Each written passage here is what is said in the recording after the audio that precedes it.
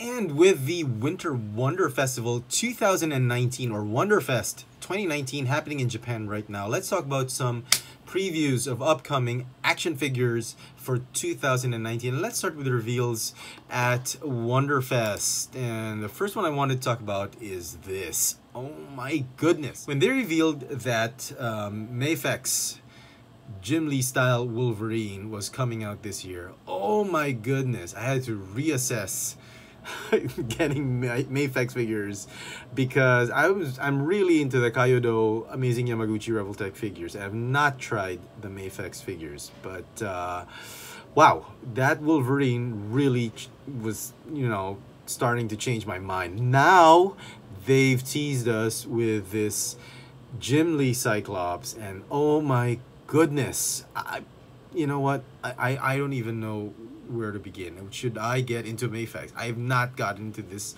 line or this toy line, whatever, but this Cyclops could well be my first MAFEX purchase. I don't know, but it's looking fantastic. MAFEX has really stepped up their game, and now they're playing on the nostalgic factor that the collectors that grew up in the 90s and the 80s, and they're really teasing the collectors with these two X-Men figures, and we'll just have to wait and see. But wow. And right here we have some reveals from Kyoto Amazing Yamaguchi Revoltech, their Marvel line, with the, oh my goodness, this is the bleeding edge Iron Man. If you read the comic books, somehow Tony Stark, with the help of Reed Richards, they sort of put the Iron Man armor inside him. Nanites and all that. The Infinity War Mark 50 played on that armor a bit, but it's, instead of coming out from one particular vessel, the arc reactor or whatever, the whole armor is inside his bloodstream, his body, and they would just bleed out of his body and form his armor, much like how the symbiote works for Venom or Black Spider-Man or whatever, black suited Spider-Man. And I thought that was great. That was one of my favorite armors. I thought it was pretty handy. He didn't have to suit up, it was just in him. And Kyoto is doing a version of that bleeding edge armor, and it looks absolutely fantastic. Look at that. I'm so excited for this figure. Not as excited as I am to get the Gambit figure, of course. Cannot wait to get this amazing Yamaguchi Gambit. Wow, you know, I mean, after seeing MAFEX, and then, you know, Kyoto releases this, oh my god, I'm so torn on which to collect. But I've stuck it around with Amazing Yamaguchi. I'm pretty loyal to this line. And Cyclops from the MAFEX line, that better be something if I'm going to if they're gonna get my money for their figures. So okay, enough of Wonderfest. Some other figures that are revealed by Hasbro, not necessarily from Wonderfest. I found these on Instagram and from Jedi Insider. These are the Galaxy of Adventures Star Wars 3.75 inch or 1/18 scale figures, and they look to be repacks. For instance, this is Jakku Ray, this is Crate Ray. So there's a disconnect, but I think Hasbro just wanted to get some figures released off of their latest cartoon. And I love this cartoon. This is sort of like the anime-ish type of animation for their movies, and some crucial scenes in the movies, they turned it into this really nice cartoon or animation. And Hasbro's just trying to get some product across, and I thought this was, well, underwhelming, since we've already gotten them. There was really nothing new. I thought they were going to be styled like this, but as it turns out, they're just the same products we've gotten the past few months, and they just repacked it. So a little bit of a shame, but nonetheless, they look great. Grievous, I think this is a legacy Grievous. I could be wrong, but I thought we would get something like this. Oh my goodness. Sadly, Hasbro's repacking machinery is at work once again. No new head sculpt. This Darth Maul, though, I'm not sure. It looks to be like the 2-pack we had with Qui-Gon Jinn. I'm not sure, but knowing Hasbro, it probably is. And Boba Fett, wow. okay. You can't go wrong with a Boba Fett figure. I mean, even if it's a repack. Kylo Ren, definitely a repack. Okay. Well, one of the figures I'm very interested to getting this year is the General Grievous Black Series figure in the 1/12 scale. Oh my goodness. Fans have been waiting for General Grievous in the Black Series for the longest time, and I hope Hasbro does not disappoint with this figure. It's taking forever to be released. I thought it'd be out by now, February, but it turns out it's coming out like March or April. I have no idea. I hope it comes out soon. I cannot wait to do a review of this one. And other figures for the collectors is the Vintage Collection figures for 2019.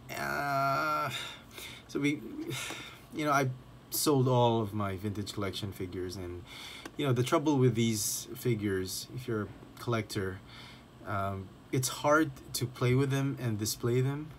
It's like you have to get two, one for display and one to play. Because they're so nice, mint on card, and that's really the best way to display them. Or if you have a nice shelf, you can display them out of packaging together with the packaging. But for the hardcore collectors, you have to get two. One to open up and one mint, because it's just so nice not to open up, and yet you want to play with these figures. So we're gonna get Boushh, Princess Leia as Boushh, Klaatu, the Skiff Guard. We get a Rogue One Scarif Stormtrooper, and Selt Mare, or Yak Face.